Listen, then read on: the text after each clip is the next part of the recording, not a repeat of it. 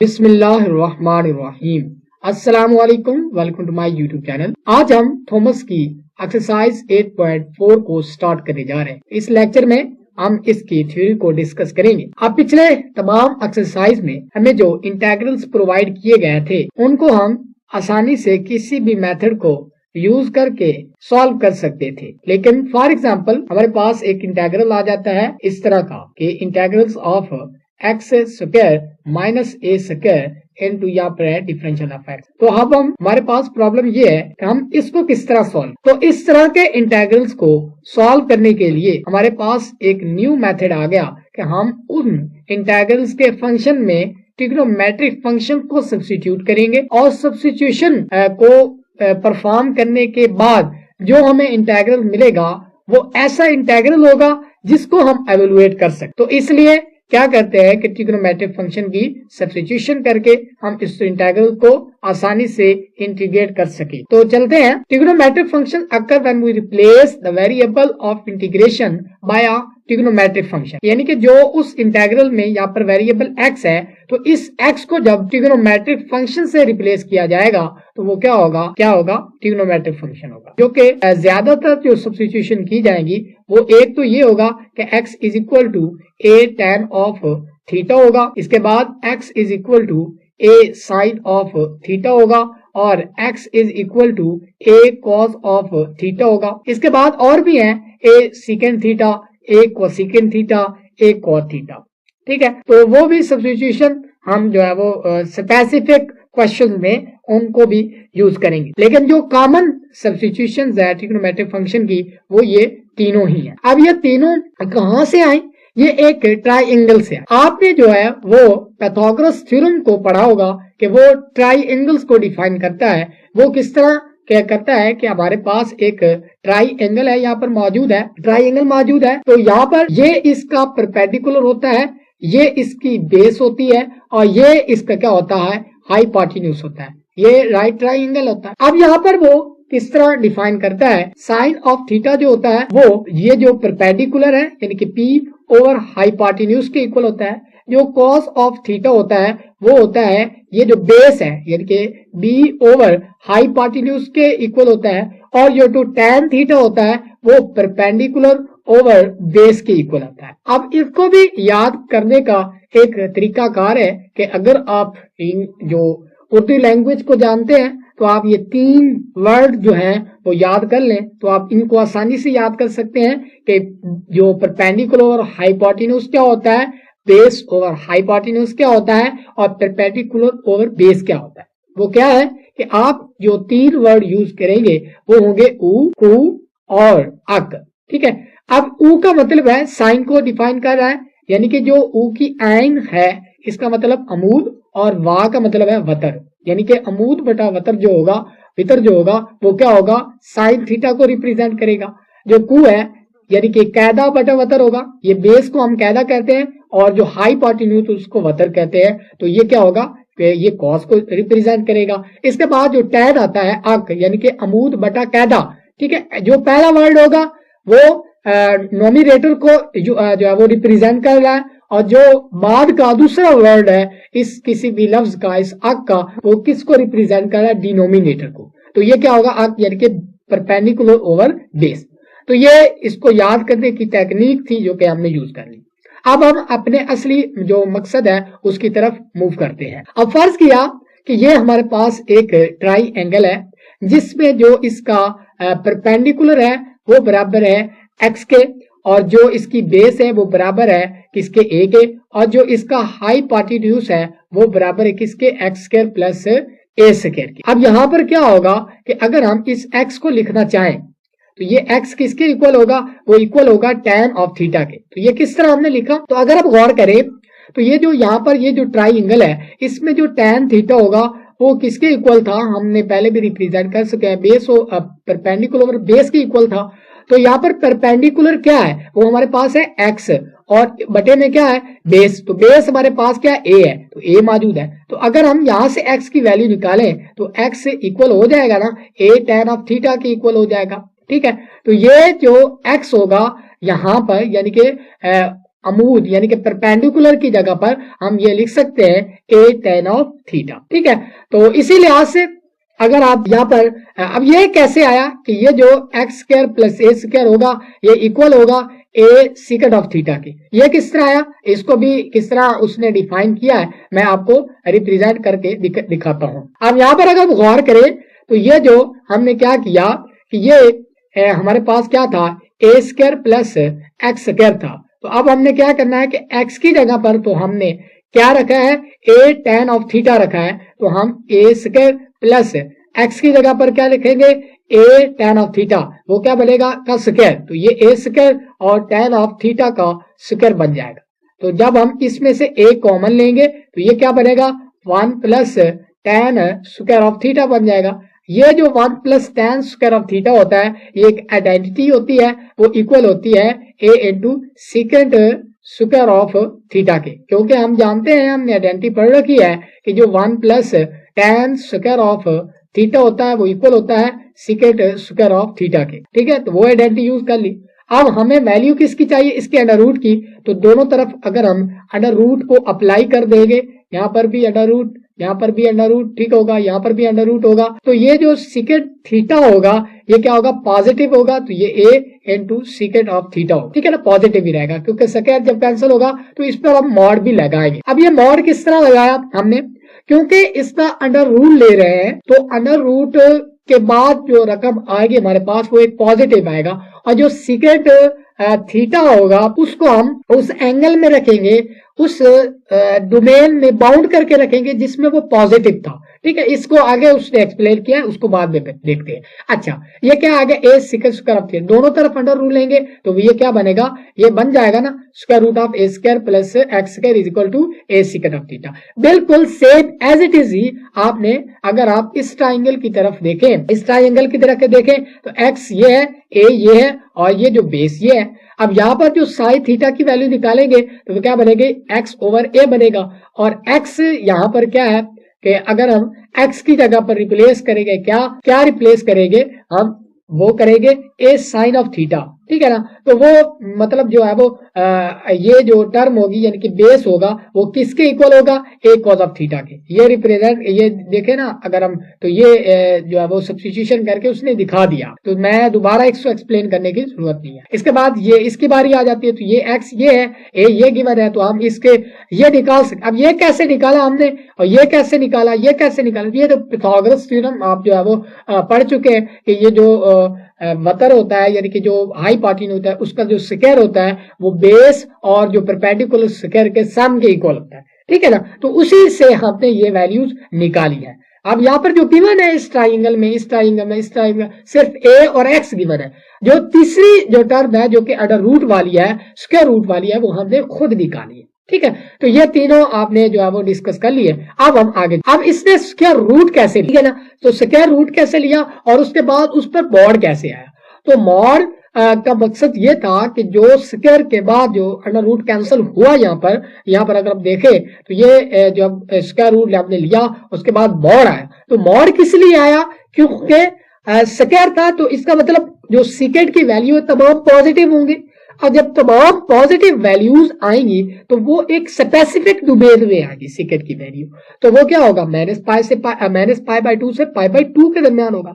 तो यही चीज जो है वो यहाँ पर नीचे डिस्कस कर। अच्छा, क्या हमने जो सब्स्टिट्यूशन की क्वेश्चन में उस इंटीग्रल में क्या किया कि जो अपना वेरिएबल असल वेरिएबल था उसकी जगह पर हमने एक ट्रिग्नोमेट्रिक फंक्शन को इंट्रोड्यूस करवाया, तो जब हमारा आंसर आएगा वो भी ट्रिग्नोमेट्रिक फंक्शन में आएगा। तो अब हम क्या करेंगे, क्योंकि हमें अपना जो आंसर है वो हमें वेरिएबल में ही चाहिए, अपना जो वेरिएबल था फॉर एग्जांपल यहाँ पर एक्स था, तो हमें जो आंसर है वो एक्स में ही चाहिए, तो एक्स में लेने के लिए हम जो है वो इनवर्स फंक्शन का यूज करते हुए हम उस फंक्शन को एक्स में ही ले जाएंगे, उस जो आंसर होगा। ठीक है, यहाँ पर जो हमारे पास जो थीटा है उसकी जो बाउंडेस है वो कर दी गई है, माइनस पाई से पाई बाय 2 तक है। इसी तरह साइन थीटा है वो माइनस पाई बाय 2 से पाई बाय 2 के दरमियान पॉजिटिव ही होने के बाद अगर हम बात करें सेकंड थीटा की, तो इसकी आगे दो चीजें बन जाती हैं कि अगर एक्स ओवर ए जो था वो ग्रेटर देन होगा 1 से, तो जो हमारा थीटा होगा वो 0 से पाई बाय 2 तक होगा।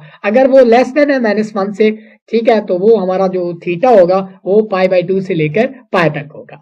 इसी तरह to simplify the calculation with the substitution x is equal to a secant we will restrict it used to integral in which x over a is greater than 1. This will place theta in 0 से π/2. we make tan theta greater than 0. we will have, यानी कि वही चीजें discuss कर रहा है। अब एक और बात आपको बतानी है कि जब होगा ना ये जो यानी कि हमें स्केच की भी जरूरत होती है बाज औकात, ठीक है, तो वो क्या होगा कि अगर यहाँ पर है ना tan theta is equal to secant inverse of x over a है, ठीक है। अब जो है वो इसका हम स्केच कैसे लेंगे, तो इसका जो स्केच होता है वो सेम एज इट इज होता है x ओवर a की, यानी कि जो x ओवर a है, यानी कि आप सबसे पहले तो आपका काम ये बनता है कि आप बात आपने क्लियर कर ली, यानी कि आपने क्या करना है कि एक कोऑर्डिनेट सिस्टम लेना है, जो x एक्सिस है वो रिप्रेजेंट कर रहा हो x की वैल्यूज को, ठीक है, और जो y एक्सिस है वो रिप्रेजेंट कर रहा हो थीटा की वैल्यूज को। अच्छा, इसके बाद क्योंकि थीटा जो है एक फंक्शन है ना, तो फंक्शन की वैल्यूज तो y एक्सिस पर होंगे और जो x की वैल्यूज है वो डोमेन है, ठीक है, डोमेन के पर्सपेक्टिव में यूज हो रहा है तो वो x एक्सिस पर ही होंगे डेफिनेटली। अच्छा, अब यहाँ पर क्या है कि हमारे पास मसला ये है कि हम किस तरह स्केच करेंगे secant inverse of x over a को। तो आपने जो ग्राफ होगा ना x ओवर a का वही होगा secant inverse of x over a, यानी कि आप क्या करें कि फॉर एग्जांपल आप कोई भी ग्राफ स्केच करते हैं x ओवर a का, लेकिन डोमेन जो होगी वही जो यूज करेंगे। फॉर एग्जांपल हमारे पास डोमेन है 0 से लेकर 1 तक, यहाँ पर कोई ग्राफ बनना है इस तरह का, तो ये बनना है x ओवर a का, तो ये रिप्रेजेंट करेगा सीकेंट इनवर्स ऑफ a, यानी कि जिस डोमेन में ये फंक्शन है डिफाइंड है उसी डोमेन में अगर हम सिर्फ स्केच कर ले x ओवर a को, तो वो क्या दरअसल क्या होगा इसका ही ग्राफ, ठीक है। तो ये चीज थी इजाफी आपको बता देगी। इसके बाद जो सारा प्रोसेस है जो सब्स्टिट्यूशन करने का, ठीक है, उसके बाद उसको जो है वो कैलकुलेट करने का, वो इन 4 स्टेप्स में हम करेंगे। इन 4 स्टेप्स को हम एग्जाम्पल के थ्रू पर जो है वो डिस्कस करें। हम जो है वो इसकी एग्जाम्पल को डिस्कस करते हैं। हमारे पास जो पहला इंटीग्रल है वो है 1/4 प्लस x सेकेंड। तो इसको आप किस तरह इंटीग्रेट करना है, तो यहाँ पर जो x होगा वेरिएबल x है, तो इसको हम सब्स्टिट्यूट कर लेते हैं किसके साथ, 2 tan ऑफ थीटा से। अब यहाँ पर आपने अपने माइंड को यूज करना है कि यहाँ पर हम x की जगह पर कौन सा ट्रिग्नोमेट्रिक फंक्शन करें जो कि हमारी रिक्वायरमेंट को फुलफिल कर जाए। फॉर एग्जाम्पल अब हमारे पास फार्मूला क्या है कि 1 plus tan square of theta is equal to क्या है, सीकेंट स्क्वायर ऑफ थीटा के, ठीक है। ये बात हमने जो है हमारे जहन में है। तो यहाँ पर अगर देखें तो 4 प्लस एक्स स्क्वायर, यानी कि 4 है, एक 4 है, इसके बाद x की जगह पर हमने ऐसा ट्रिग्नोमेट्रिक फंक्शन करना है जिसमें से अगर हम 4 बार कॉमन ले लें, ठीक है, और उसके बाद जो हमें आइडेंटिटी हासिल हो वो क्या बने, एक नई आइडेंटिटी बन जाए। यहाँ पर फॉर एग्जाम्पल अगर हम क्या करें कि हमने क्या सब्स्टिट्यूट किया, 2 tan ऑफ थीटा, यानी कि x की जगह पर जब हम रखेंगे 2 tan ऑफ थीटा तो वो बनेगा 4 tan स्क्वायर ऑफ थीटा। यहां से हम 4 कॉमन लेंगे तो ये एक आइडेंटिटी बन रही है, ये जो आइडेंटिटी है वो सीकेंट स्क्वायर ऑफ थीटा के इक्वल होती है। तो ये आपने जो है वो हमेशा याद रखना है, ठीक है। अब आगे वो 3 किस्म के क्वेश्चंस हैं, उनमें स्पेसिफिक जो है वो अपने सब्स्टिट्यूशन किस तरह करनी वो भी आगे बताता हूँ। अच्छा, इसके बाद आपने क्या करना है कि आपने x को सब्स्टिट्यूट कर लिया, इसके बाद इसका डिफरेंशियल लेना है, 2 सीकेंट स्क्वायर, tan का derivative secant square of theta होता है, तो ये आएगा। अब यहाँ पर देखें, अब जो पहले बता चुका हूं जो सीकेंट होता है वो पॉजिटिव होता है -π/2 से लेकर π/2 तक, ठीक है। अब इसके बाद ये भी हमने कवर कर लिया। अब इसका मतलब क्या हुआ कि आप क्या कर सकते हैं, ये जो इंटीग्रल है इसमें जो dx है इसकी जगह पर हम सब्स्टिट्यूट कर सकते हैं 2 secant square of theta into differential of theta, और जो x है यहाँ पर उसकी जगह पर 4 secant square of theta substitute कर सकते हैं। तो बिल्कुल हमने इस तरह ही किया कि ये जो पूरा इंटीग्रल था इस पे सब्स्टिट्यूशन लगा। अब यहाँ पर अगर देखें तो ये square root of 4 secant square of theta के इक्वल आ गया। अब ये स्क्वायर रूट कैंसिल हो जाएगा, जो ये बनेगा क्या बनेगा, ये बनेगा ऊपर 2 था, ठीक है, और नीचे क्या होगा कि ये स्क्वायर रूट कैंसिल होगा, इस 4 को हम 2 का स्क्वायर लिख सकते हैं, ये भी कैंसिल हो जाएगा, तो ये 2 कैंसिल हो गया, इसलिए यहाँ पर 2 नहीं लिखा गया, ठीक है। अच्छा, ये सीकेंट थीटा आ गया, इसके बाद ऊपर क्या है सीकेंट स्क्वायर ऑफ थीटा, तो जब ये दोनों आपस में कैंसिल हो गए तो एक बच जाएगा सीकेंट ऑफ थीटा, ठीक हो गया। अब यहाँ पर इसकी जो इंटीग्रेशन होगी वो हम पीछे जो है इतनी एक्सरसाइज में इंटीग्रेशन कर चुके हैं, तो इसकी इंटीग्रेशन हम डायरेक्ट लिख सकते हैं, क्या आएगी, log secant of theta plus tan of theta plus c, तो यहां तक अब हम पहुंच चुके। अब क्वेश्चन हमारा किस में था? क्वेश्चन तो हमारा था एक्स में। अब हमें जवाब भी एक्स में चाहिए, डेफिनेटली हमें एक्स जो है वो उसका जवाब चाहिए। तो इसलिए हम क्या करेंगे कि एक ट्राइंगल कंस्ट्रक्ट करेंगे। किस तरह ट्राइंगल कंस्ट्रक्ट करेंगे? अब हम यूज किसको करेंगे? जो हमने सब्स्टिट्यूशन की थी, x is equal to tan of theta, 2 tan of theta. अब हम एक ट्राइंगल बनाते हैं। ये हमने ट्राइंगल एक बना ली। इसमें हमने सब्स्टिट्यूट क्या किया था कि x is equal to 2 tan of theta को सब्स्टिट्यूट किया था। अब यहां से tan थीटा की वैल्यू निकालें, tan ऑफ थीटा की वैल्यू निकालेंगे तो x ओवर 2 आएगा, x ओवर 2। अब tan थीटा किसके इक्वल होता है? वो तो होता है भाई परपेंडिकुलर ओवर बेस के। तो यहाँ पर p जो है परपेंडिकुलर, ये इसका मतलब x इक्वल x हो गया। इसकी बेस जो है वो हमारे पास क्या है? 2 हो गई, ठीक है ना। p यहाँ पर 2x के इक्वल है और b इज इक्वल टू 2 है, ठीक है। तो ये हमने सब्स्टिट्यूट कर लिया। अब हमें वैल्यू किसकी चाहिए? इसकी। तो ये क्या होगा कि ये हाइपोटेन्यूज होता है, और हाइपोटेन्यूज होता है किसके इक्वल? बेस और परपेंडिकुलर के स्क्वायर के सम के इक्वल होता है। तो ये एक्स स्क्वायर प्लस 4 होगा। तो यही चीज हमने जो है वो यहाँ पर बता दिया, ये चीजें हमने ले ली। अब हमें क्या चाहिए कि ये जो सेकंड थीटा और tan थीटा की वैल्यू चाहिए। तो अब हम क्या कर ले, ये ट्राइंगल हमने कंस्ट्रक्ट कर ली। ट्राइंगल कंस्ट्रक्ट करने के बाद अब हम यहां से जो है सेकंड थीटा और tan थीटा की वैल्यू आसानी से निकाल सकते। tan थीटा की तो पहले हम वैल्यू निकाल सके, क्योंकि हमने x को 2 tan ऑफ थीटा पुट किया था। तो यहाँ से tan की वैल्यू निकालेंगे तो x/2 हो जाएगी। तो ये tan थीटा की वैल्यू तो हमने x/2 इंसर्ट कर दी। इसके बाद हमें चाहिए सेकंड थीटा। अब सेकंड किसका इनवर्स है? कॉस का। और कॉस क्या होता है? वो होता है बेस ओवर हाइपोटेन्यूज। अब यहाँ पे इस ट्राइंगल में बेस ओवर हाइपोटेन्यूज क्या है? 2 ओवर क्या है हमारे पास? एक्स स्क्वायर या 4 प्लस एक्स स्क्वायर है। अब ये कॉस की वैल्यू है। अब हमें किसकी चाहिए? सेकंड की। यानी कि वो जो सेकंड होगा, सेकंड ऑफ थीटा होगा, वो इसका उल्ट होगा, यानी कि इसका इनवर्स होगा। वो क्या होगा? वो 4 प्लस एक्स स्क्वायर ओवर 2 होगा। तो ये जो सेकंड थीटा की वैल्यू होगी वो हम सेकंड की जगह पर इंसर्ट कर देंगे। तो ये हमारा ये इसकी इंटीग्रेशन किसके इक्वल आ गई? इसकी। अब जो इसका एंटी डेरिवेटिव इसके का sine inverse of hyperbola x के। इसका मतलब क्या हुआ? ये और ये दोनों क्या है? इक्वल्स है, ठीक है ना। एंटी डेरिवेटिव भी तो रिप्रेजेंट कर रहा है ना किसको? इंटीग्रेशन को। तो इसका मतलब क्या हुआ? ये दोनों आपस में क्या होंगे? इक्वल्स होंगे, जो कि हमने देख लिया। इसके बाद setting x is equal to 0 in the last equation we will find 0 is equal to log of 1 plus c, यानी कि जो c है वो इक्वल 0 होगा। तो अगर हम क्या करें कि x की जगह पर 0 पुट कर ले दोनों तरफ, तो ये क्या आएगा? आंसर जो है वो c इज इक्वल टू 0 हो जाएगा। तो यही आंसर आएगा, ठीक है ना। तो इसका मकसद क्या हुआ कि जो sine inverse of hyperbola inverse of x है, x ओवर a है, वो इक्वल है इसके, इस टर्म के इक्वल है, ठीक हो गया। तो ये अब हमने जो वो थोड़ा सा उसके पीछे से थोड़ा सा कवर कर लिया। इसके बाद हम एग्जांपल नंबर 3 की तरफ मूव करते हैं। यहाँ पर x square over 9 minus x square है, तो इसको किस तरह एवेलुएट किया। अब हम अपने मेथड की तरफ मूव करते हैं कि हम किस तरह इसको जो एवेलुएट करेंगे। इसको हम अपने मेथड से करेंगे, ठीक है। बुक वाले मेथड थोड़ा सा लंबा है, उसको अब छोड़ते हैं। अच्छा, अब हम खुद किस तरह डील करेंगे। यहाँ पर देखें तो इंटीग्रेशन हमने करनी है इसकी x square over square root of 9 minus x square. तो ये इंटीग्रेशन है। अगर आप गौर करें तो 9 माइनस एक्स स्क्वायर है, यानी कि हमने वो सब्स्टिट्यूशन करनी है जिसमें एक तो क्या हो रहा हो? माइनस आ रहा हो, और दूसरी चीज क्या हो कि एक ट्रिग्नोमेट्रिक आइडेंटिटी बन रही हो। अगर आप गौर करें तो माइनस किस में आता है? हमने फार्मूला पढ़ रखा है कि जो साइन स्क्वायर ऑफ थीटा है plus cos square of theta है इज इक्वल टू 1 होता है। अगर हम क्या करें, ये जो एक्स है इसकी जगह पर हम क्या सब्स्टिट्यूट कर ले, सॉरी यहाँ पर तो हम इसको हम रिमूव करते हैं दोबारा।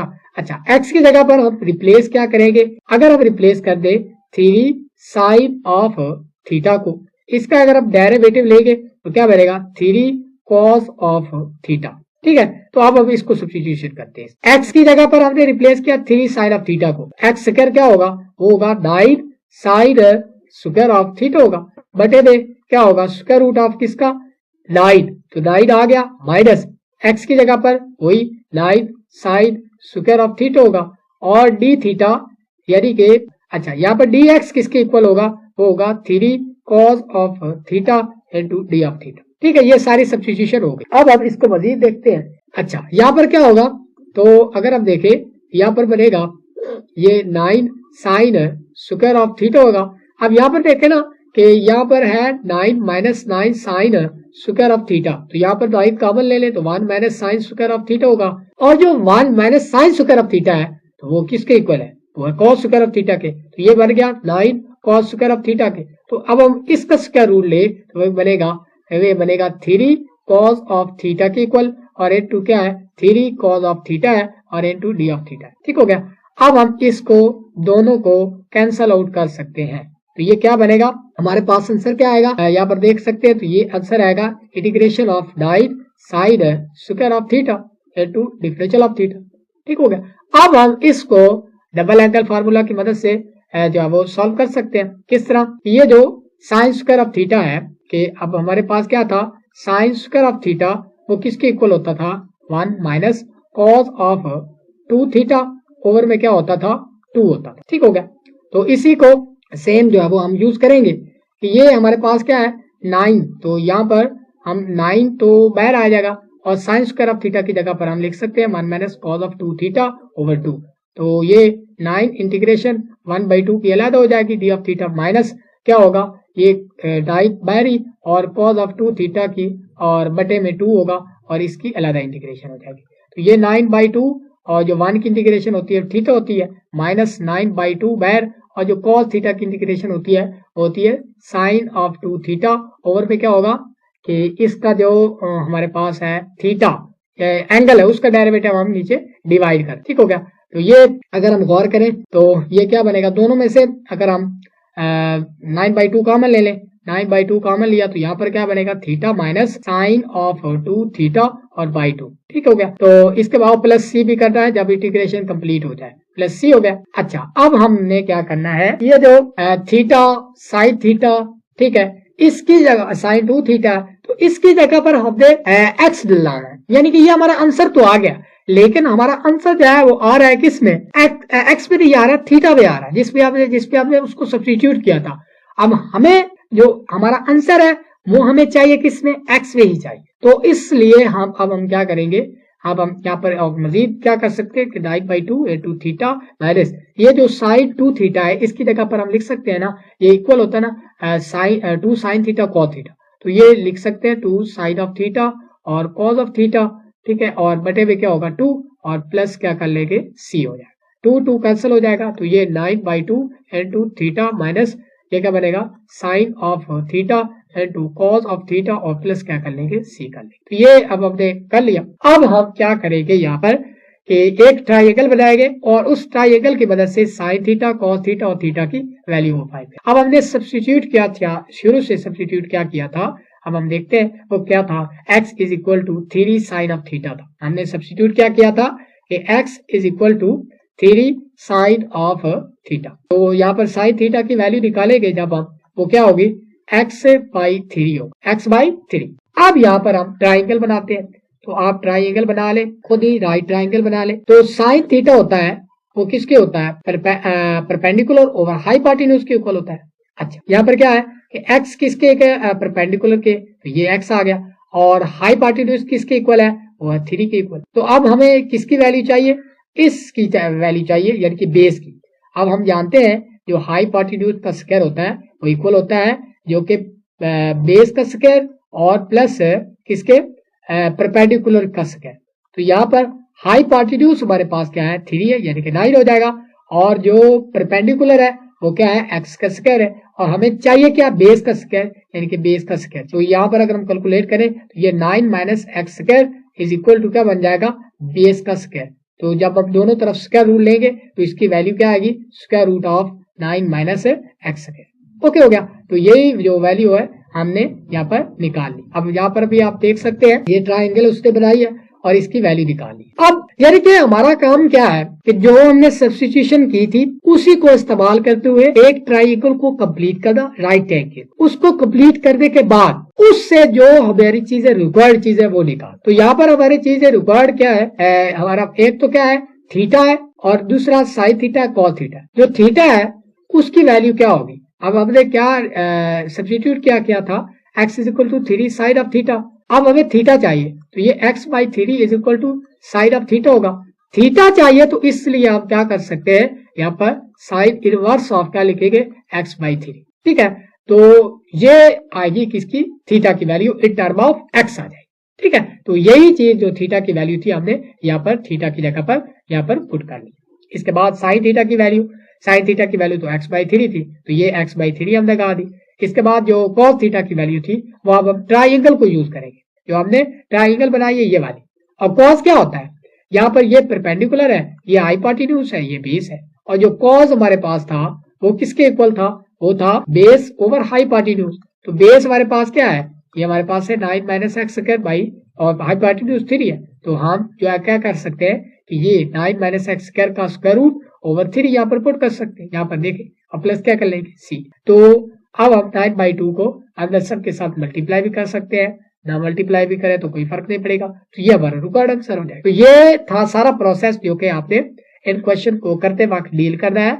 आप जो है वो ये इतनी लंबी कैलकुलेशन करने की जरूरत नहीं है, आप मुख्तसर जितना हो सके आप टाइम बचाने की कोशिश करें इनको डील करने की। इसके बाद ये 25x² - 4 है, तो अब हम इसको किस तरह डील करेंगे। तो जब भी एक तो था ना कि पहले कोसेट आता था, उसके बाद x² आ जाता था, तो सिंपल x² आ जाता, तो उसको तो हम डायरेक्टली जो है सब्स्टिट्यूशन करके सॉल्व कर लेते थे। जब हमारे पास क्या आएगा कि x उस स्क्वायर यानी कि वेरिएबल के स्क्वायर के साथ भी कोई वेरिएबल कांस्टेंट आ जाएगा, तो उसको हम क्या करेंगे, उसमें से कॉमन लेंगे। कॉमन लेने के बाद जो यहाँ पर टर्म बचेगी, ठीक है, उसका जो स्क्वायर रूट लेंगे यानी कि वो बनेगी 2/5 बनेगी। अब इसको हम उस ट्रिग्नोमेट्रिक फंक्शन के साथ सब्स्टिट्यूट करेंगे, मल्टीप्लाई करेंगे, जिसको हमने यहाँ पर सब्स्टिट्यूशन जिसकी हमने यहाँ पर करनी है। ठीक हो गया, तो यहाँ पर क्या है, अगर हम देखें तो x² माइनस है, तो क्या कर सकते हैं, यहाँ पर सब्स्टिट्यूट करेंगे सेकेंड थीटा, क्योंकि हम जानते हैं कि ये जो tan थीटा होता है, tan square of theta is equal to क्या होता है, second square of theta minus 1। तो इसलिए यहाँ पर हम यानी कि tan थीटा को बनाने के लिए यहाँ पर सेकेंड थीटा का यूज करेंगे।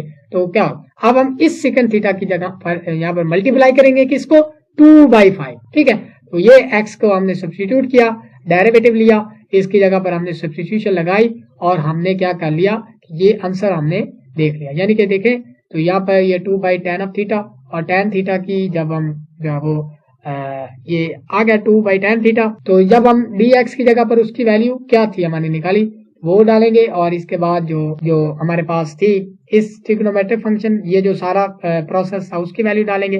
डालने के बाद जो हमारे पास आंसर आएगा इन टर्म ऑफ थीटा आएगा। ठीक है, सेकंड थीटा tan थीटा, जो हमने सब्स्टिट्यूशन की है कि ये x is equal to 2/5 second theta, इसी की मदद से हम एक ट्राइंगल बनाएंगे। ट्राइंगल बनाने के बाद वहां से हम सेकंड थीटा और tan थीटा की वैल्यू फाइंड करके यहाँ पर पुट कर देंगे, हमारे पास इसका रिक्वायर्ड आंसर आ जाएगा। ठीक हो गया, तो ये था हमारे पास आज की थ्योरी। अगले लेक्चर में हम इसकी एक्सरसाइज को डिस्कस करेंगे। अगर यहाँ पर भी थ्योरी में किसी बात की आपको समझ नहीं आए तो इंशाल्लाह जब आप आगे क्वेश्चन को डील करेंगे तो आपको मजीद वो समझ आ जाएगी, और मजीद पता चल जाएगा कि किस तरह के क्वेश्चन आ सकते हैं और उनको किस तरह से डील करना है। अगर मजीद किसी जो है वो पॉइंट की समझ नहीं आई तो आप कमेंट सेक्शन में पूछ सकते हैं, और आप जो है वो ज्यादा से ज्यादा हमारे चैनल को प्रमोट करने की कोशिश करें, ताकि जो है वो दूसरे लोग भी इससे मुस्तफीद हो सके, और इसको दोस्तों के साथ जरूर शेयर कीजिए। मिलते हैं एक नए लेक्चर के साथ, तब तक के लिए इजाजत दीजिएगा। अल्लाह निगहबान।